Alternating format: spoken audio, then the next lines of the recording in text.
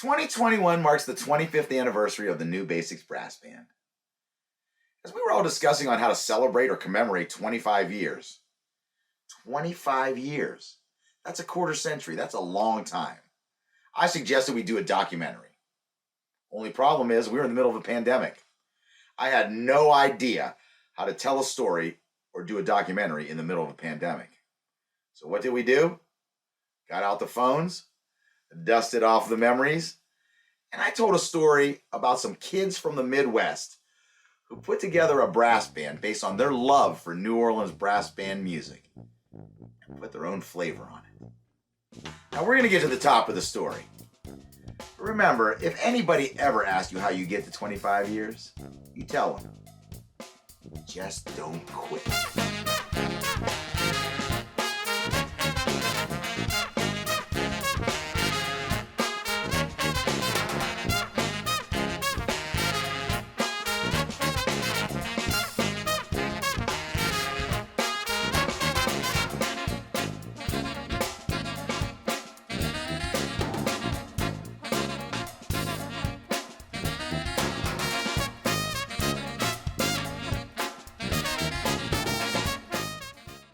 Why did I form New Basics Brass Band? Well, the simplest answer to that is that I wanted a gig. I was getting out of school and getting on with life, and I wanted to keep playing. Rather than waiting for the phone to ring, or, because I was doing some subbing and playing with, different kinds of bands, ska bands, funk bands, jazz bands. I decided if I wanted a gig, I would just start a band. And why a brass band? Well, the first time I'd ever been exposed to something like that was after I got out of high school. A buddy of mine that I went to high school with, he had the idea to drive out to the Newport Jazz Festival. So we popped in his little Subaru Justy, drove out there, slept in the car, did that whole deal. And there was an event the night before the festival started at the Newport Casino, which was a grass tennis stadium. And they had a stage set up, and we were sitting in the bleachers, and it was a tribute to Louis Armstrong. So we wanted to make sure to go to that. Of course, being a trumpet player, super huge Louis Armstrong fan, and I wanted to check it out. And it featured Wynton Marsalis, Doc Cheatham, John Faddis. I think Ruby Braff was on that too, cornet player. Those were like the featured artists. And it was backed up by this brass band. I think it was the Liberty Brass Band. And when I heard that, of course I'd been familiar with New Orleans music a little bit, listened to some Louis Armstrong, but I had no idea about that. It's the first time I encountered it live, in a live setting. I was like, man, that's pretty sweet. And I kind of took that back in the memory banks. And as time went on, I started listening to that music more, and I started discovered the Dirty Dozen Brass Band and some other brass bands, and kind of got into it as I was going through school. In the summer of '94, Rob McAbee and I went to the Columbus Jazz and Ribs Fest. And one of the bands playing there was the Olympia Brass Band from New Orleans. They were all dressed in their uniform type of gear. They had the black pants and the white shirts, and they had the black and white hats that they wore. We're listening to them play, and then at one point during their set, Rob turns to me and says, I really want to put a band together like this. I thought, okay, whatever. I didn't really give it much thought at the time, but it wasn't long after that Rob started making some phone calls, putting people together, and we started writing music. Johnny Bachman was writing ridiculously great music. The late Brian Casey had written some great stuff. I know Aaron Molnar and Dave Bushy and Rob McAbee, they were all writing things that were all so very good. And we just had to learn them, and they had to become our own. So it took a while to figure out how to write music for this band, but eventually we started getting the hang of it. So we got together, and around that time, after our first rehearsal, I saw that the Dirty Dozen Brass Band was coming to Columbus, and they're playing at Stashes, that great club called Stashes. So I picked up the telephone, dialed the number, and I called up the club, and this guy named Dan Dugan answered the phone. I said, hey, I saw the Dirty Dozen is coming to town. I lead a brass band. Could we open for them? So Robbie calls me up, and to tell you the truth, I was not aware there was a brass band in Columbus. So he's asked me if they can open for the Dirty Dozen Brass Band. So our first gig ever in public was playing at Stash's, opening for the Dirty Dozen, the band that the band was kind of modeled after. And I'm like, that would be awesome. And they show up. They had people parading around the room. I guess I just never really thought about what instrument to play. So I had a tuba. I had a big 5/4 size tuba that I was playing on at the time. And I walked in, I'll never forget this. I don't think Rob remembers it, but I remember it. And I walked into the bar, and I'd invited my parents because, of course, this was a big gig. My dad's sitting down in the front of the bar, and I'm playing my tuba, and Rob looks at me and goes, "I kind of thought you'd bring a sousaphone." Well, I didn't own one, right? And so I said, no, man, everybody's doing it on tuba these days. Yeah, sousaphone, that's a thing of the past. And so we get through the show, and we're playing, and we get to talk to the guys, and the guy looks me right in the face and goes, "How long are you going to try to carry that thing around before you can, play the sousaphone? It's a lot easier." So here are my memories of the first gig. Terrible, awkward, not great. We all had music stands. That first gig at Stash's, we really didn't know what we were doing. At least I didn't. Maybe everyone else did. But I didn't know what I was doing. We were all reading off the charts. And it was one of those things where I think we played at least one, if not 2 or 3 actual Dirty Dozen tunes in front of the actual Dirty Dozen. We had like 3 or 4 songs, maybe 5, but we were supposed to play quite a bit. And I think our idea was we'll just vamp, right? We'll just keep playing. And eventually this magic will happen. The guys in the band were so gracious to us. They were so supportive and really encouraging. They were so gracious and they were so nice. That wasn't what I was expecting. I was really expecting these big-time musicians, which they are, and they were then too. But I really expected them to be kind of standoffish and mean, and they weren't. And it was really nice that when we got off the stage, it was, "Yeah, you sound great." It's one of those things that I've always experienced from great people, great musicians. There's a level of support and humility among those kind of people. But the cool thing is we made our first record in 1997, and when we did that adventure, a couple of the guys from the Dirty Dozen came back through town around that time, and we connected with them, and a couple of them were playing on that record. And we played a couple other shows with them after that. We played that first gig, and then we were kind of off and running. Started booking clubs around town, and we put together a little promo kit and just kind of went at it. Back in the early days, we seemed like we were working a lot at a lot of different places. We'd take any gigs we could, I think. A lot of it I don't remember. A lot of it was really crazy. When it comes to playing gigs, there's always something going on. Even the other night, we had Crazy Cowbell Guy come up on stage, and there's a lot of that. There's a lot of people who just feel like it's time to get up there with the band. Sometimes that works out great. Sometimes we engineer that, and sometimes it's just like rough. But the thing about the band, we played a variety of gigs. On one hand, we will try anything. Rob always comes up with something crazy that everybody says, "It'll never work," and then it works. Like, almost all the time.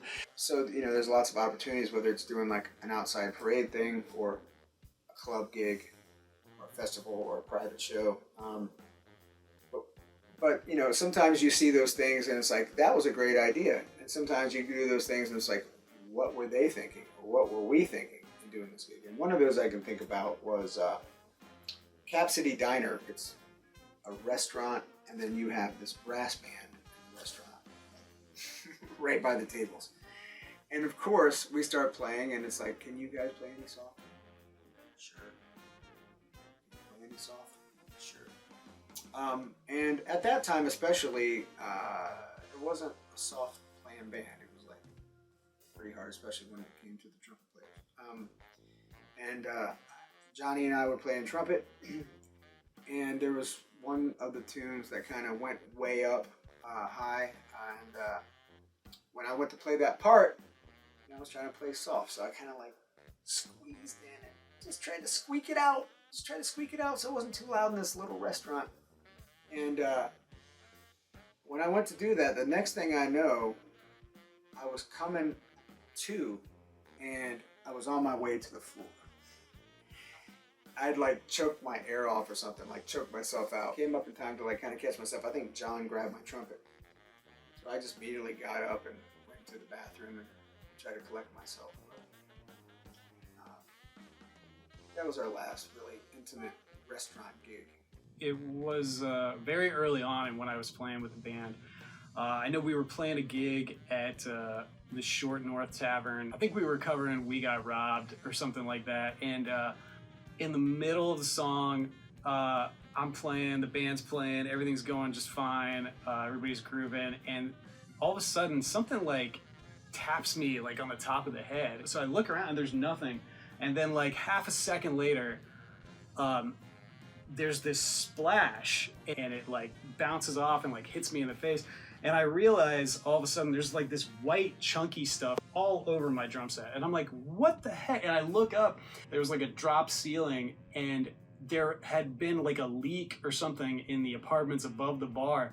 And there's literally like ceiling tile crumbling and just falling apart and spilling all over my drum set and me at the time. We're still in the middle of the song and I kept playing and it's just like making this horrible mess and like I couldn't do anything about it. It was one of the craziest, like most random things that ever happened and to me while I was playing. You know, we've played to audiences big and small. More small than big, but some of them are really crazy. There was the one time we played at Dick's Den, and I actually have a photograph from it, which is actually this photograph right here on the wall. From December 12th, 1997, we played at Dick's Den, and that place was packed. It was a party. It was such a party that this was the night where the bar couldn't serve any more mixed drinks because all the glasses were out in the room. They had no more clean glasses to mix drinks with, so they couldn't serve any mixed drinks. We did a Halloween show there. Counterfeit Heist was great, where we all dressed in drag. There are some scary pictures of that floating around somewhere. I think there might be one of me as Lulu Benson, 6'5", beautiful long hair, bright red lipstick, but I refuse to cut off my goatee, so it's a little frightening. Okay, so the wild card. Well, one night we found out that Matt Adams murdered his family. February of 2006, I had a 2-month-old kid at home. We were playing through our room. We were going to play one more song after this happened, and I remember Rob saying, well, I don't think we're going to play another song. It was getting close to 2 from the back of the room, and it was packed. 3 police officers approached the stage. They looked right at me and they said, "Are you Matt Adams?" And I said, "Yes, I am, because I am." The police were waiting for someone on the side of the stage, and as soon as we played the last note, they apprehended Matt Adams. I don't know if they started to come on stage or not, but I knew that I needed to go with them. I remember at least one of them grabbed me by the forearm pretty aggressively and walked me to the back and out the back of the bar. There were Grove City cops there, multiple cars, at least 4 Ohio State Highway Patrol cops. The number 8 sticks in my head. Columbus cops. There was a paddy wagon. There were a helicopter above. But I don't know why they would have 8 police cars for one person. I think it took about a half hour to get worked out and figure out that Matt did not do such a thing, and that there wasn't actually a murder that evening. Dirty Dozen Brass Band, very first New Basics gig. Now, Rob has his own story. I'm sure he's told. However, I'm going to tell you my story from that very first New Basics gig at Stashes. And this is a story that I've never told anybody in the band or outside of the band. So we played first, we got done, whatever. Dirty Dozen gets up there, they play their set, and then at the end of their set, called New Basics up to the stage to play with them on something. It was probably Saints, is my guess. So I was at the very back of the club, or the very front, wherever you want to call it. It was right by the door, far away from the stage. And I'm like, oh shit, they're calling us up. I gotta go get my horn. So I get my horn, get it out of the case. So I'm walking through and I'm weaving through the crowd and it's dark and I don't see this pitcher of beer. And I knock it with my elbow and spill it all over this place. This full pitcher of beer. And where does it land? But Kevin Harris's tenor saxophone case. And I'm like, oh, fuck. But I went to the stage and played with the Dirty Dozen. You know, that was my opportunity to play with the Dirty Dozen. So I did that. And then afterwards, after the gig, I walked right by Kevin tending to his saxophone case right when he found out what had happened. I just kept my mouth shut. One of the most memorable things just over the years is some of the regular gigs that we've had. Dreamfest, Park Street Tavern, Barrister Hall, Shindiggity, Space Bar, Mother Stewart's Brewery, Chelsea's, Short North Tavern. Sonny's on Broadway, Oldfields, Brothers Drake, Comfest, Top Cats, King Avenue 5, Playing all up and down High Street. the Rivari Room, Rambling House, Ruby Tuesdays, 501 Jazz Bar. Flatiron, the Vanderelli Room. Lawn Jazz. Dick's Den. the Old Firehouse, and the Slovenian Cultural Home. We played some other places that I don't even think exist anymore. It was hard to keep track of all of it. And all of those have been great fun. They've been great times.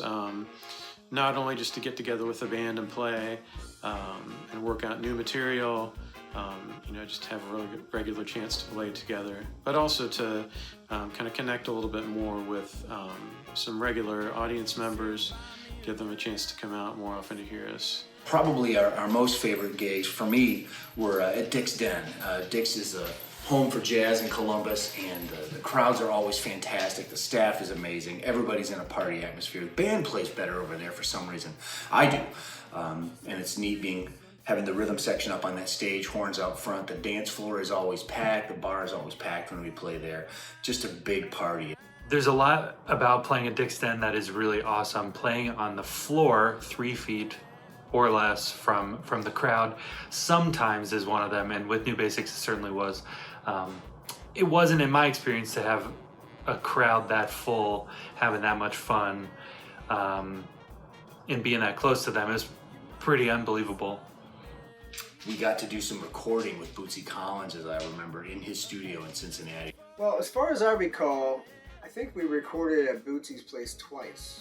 He called it Rehab Studios. Yeah. We walked in and walking into the studio, and all of a sudden I come down the stairs with my sousaphone, and Bootsy looks up and he says, "A tuba?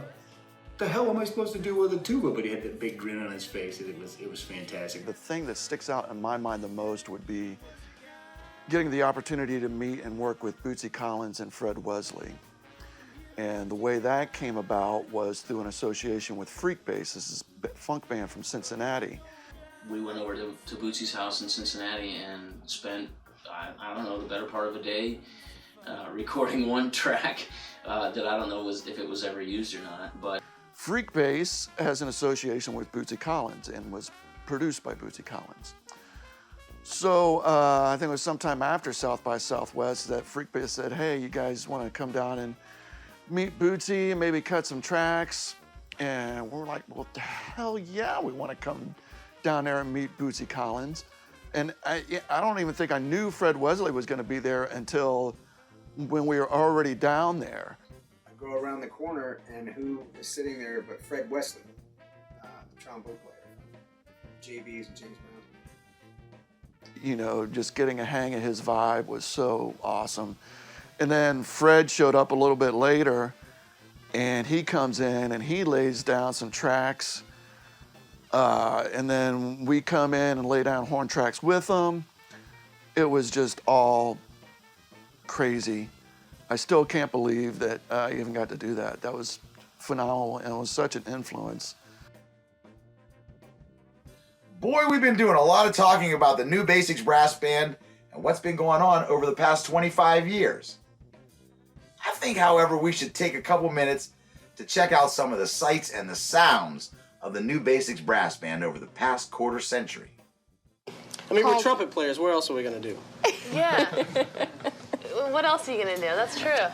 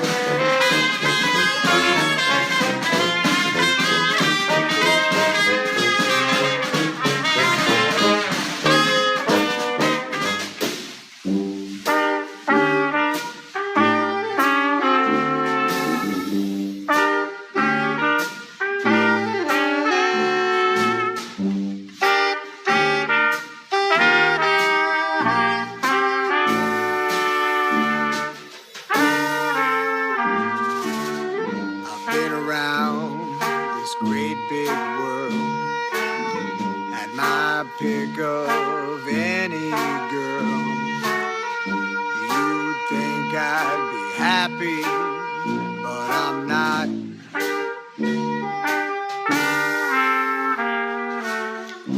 Everybody knows my name, but it's just a crazy game. Whoa, is lonely at the top.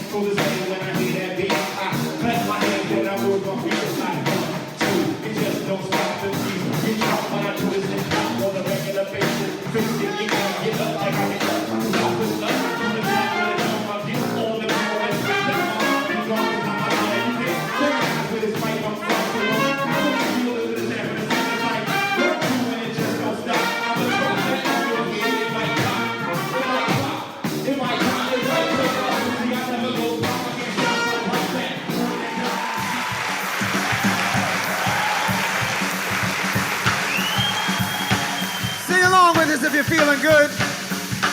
I know a girl in New Orleans, Little Liza Jane, prettiest thing you ever seen, Little Liza Jane. I know a girl in Ohio, Little Liza Jane, where the corn grow tall by the Scioto, Little Liza Jane, Ohio. Oh, Little Liza Jane. Come on. Blue jean can send me. Somebody send me. Somebody send me. Somebody send me. Somebody, somebody. Somebody send me. Somebody send me. Somebody send me.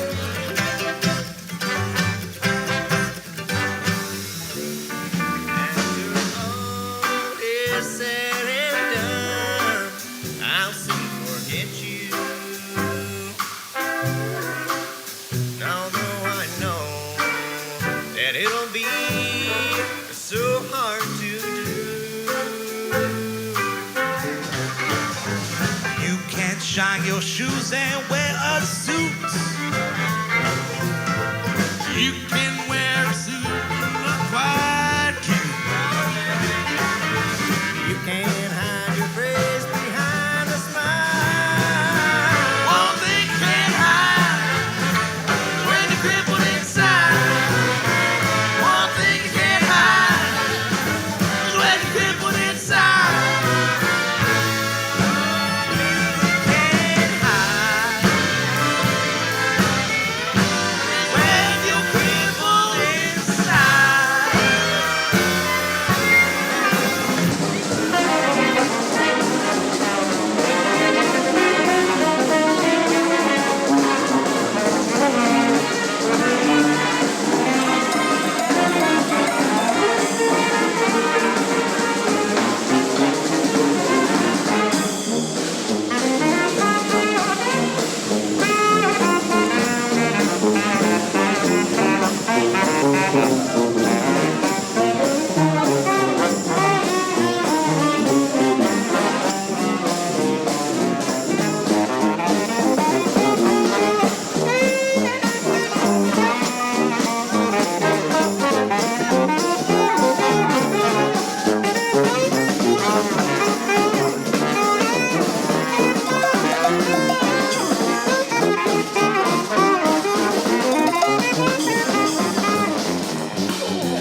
So you got me to make you wanna stand. Funky boys in the band got the horn in the hand. You got me to make you wanna stand. I'm playing licks just for kicks to the high demand.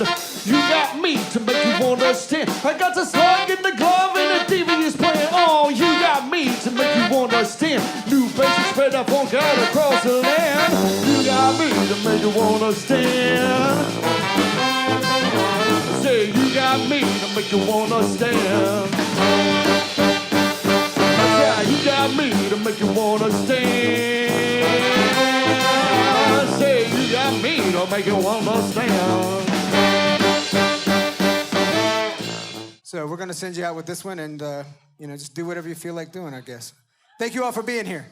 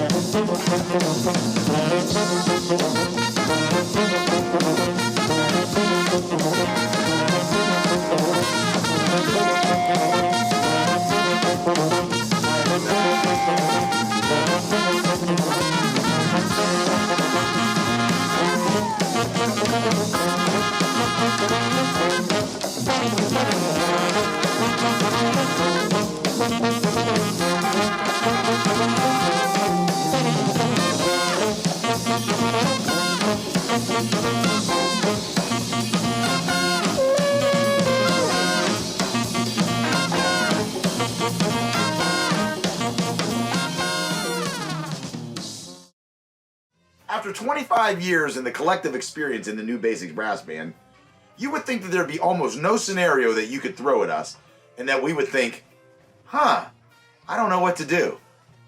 And then 2020 hit. The pandemic hit. None of us knew what to do. And once again, we sort of all had to look around at each other and say, what's next? I want to talk briefly about what went on during the pandemic. Hopefully, when we see this video, it'll be a long, long time ago past, right? We had just finished up kind of a busy beginning of the year. We'd done several Mardi Gras shows, some other things. We played for a band member's wedding. Things were going great. Then mid-March, everything changed. By probably a month after that, pretty much all of our gigs for the year had been canceled. Because we were so busy that week, and then 2 weeks later or a month later, the pandemic hit us. So we were not able to play. All the work dried up for everyone. All the gigs were canceled, and, there's a lot of chaos. There's a lot of nobody knowing anything, what's going on, and probably worst of it was just the uncertainty of it all. When were things going to get better? And we're probably still wondering that. As I sit here now and think about it, it doesn't seem like a big deal, but you got to even go back, a year and a half to where everybody was mentally on a situation, like the apprehension and just the being unsure about what to do, what's safe, what's not safe, along with just the idea of like, how are we supposed to play, or what are we going to do now, and all these things. So we were kind of wondering what was going to happen at that point. My biggest thing is that for musicians and artists and audiences, that we realize how important this stuff is, because, man, without the live music, we're hurting. We're really hurting.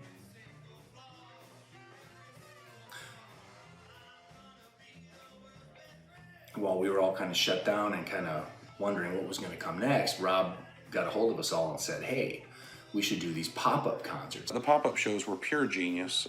Rob and the other guys had the idea to do pop-up shows in the streets of Columbus for people's birthday and celebration, so we had a lot of fun, and that was one of the only gigs we had. So the pop-up thing started happening when it actually got started by a fan, a customer, who asked us to come out and play. It was either a birthday or an anniversary. We had done a couple things like that before, and a few other musicians have been doing similar things, going around on pickup trucks and playing in neighborhoods and things. And when that came up, I think that was probably April-ish, late March, April. And I checked in with a couple of the guys, and everybody was just like, I don't know. I'm not sure if we're ready for that. I don't know what's involved. I was like, well, okay.